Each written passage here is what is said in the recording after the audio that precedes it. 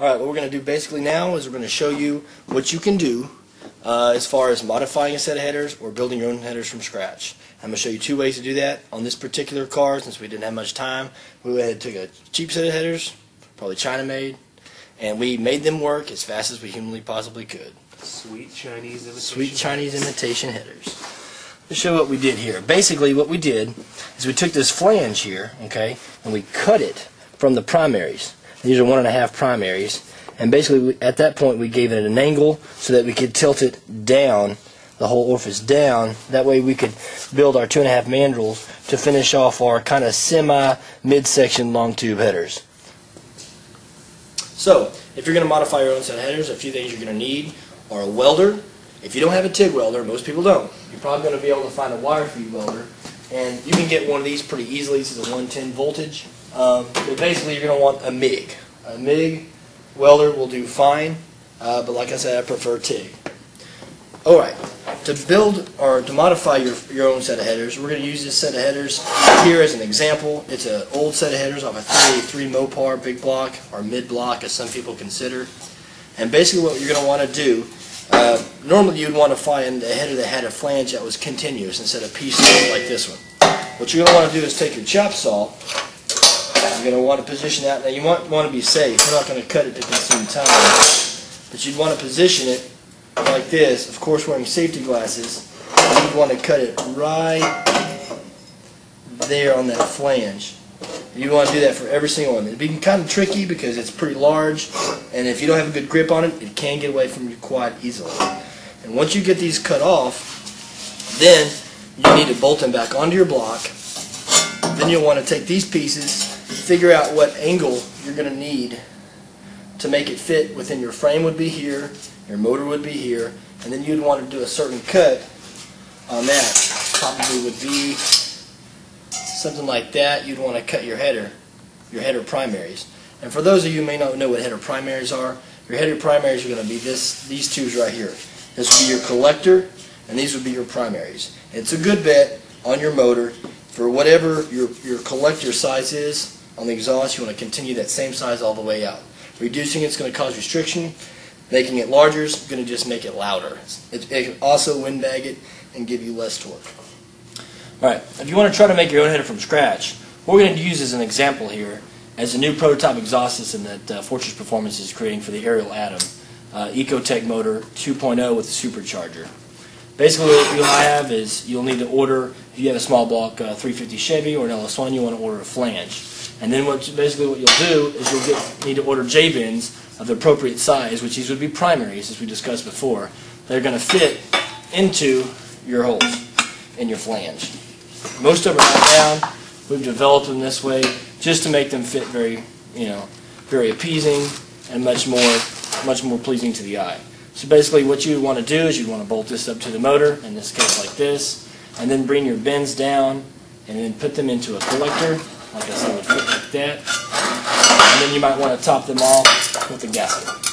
And this is a V-band gasket. Here at Fortress Performance, we mainly handle fabrication. 50% of our business is custom exhaust systems. We can pretty much manufacture a header exhaust system for any of your needs. Anywhere from production to gaskets to finished products. So next, it's time. We're taking the car to the track for the time attack.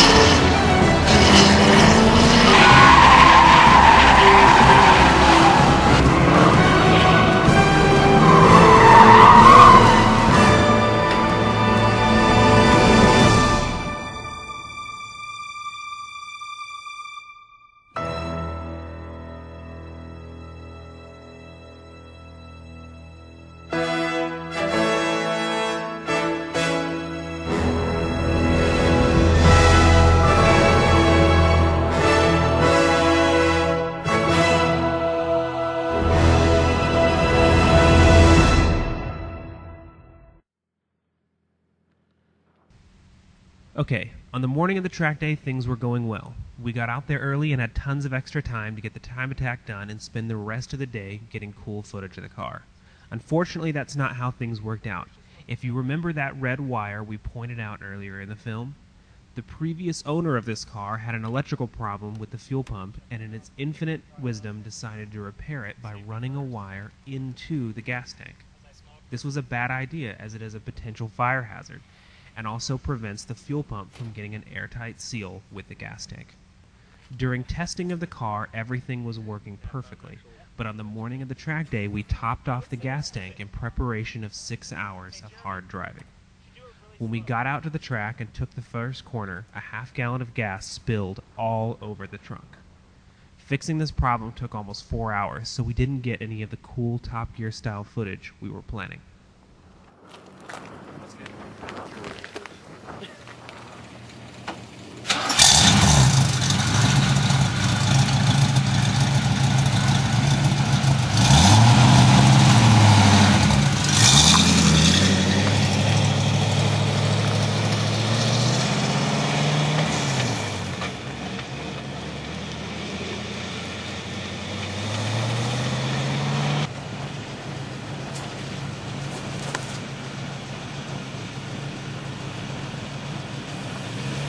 Go.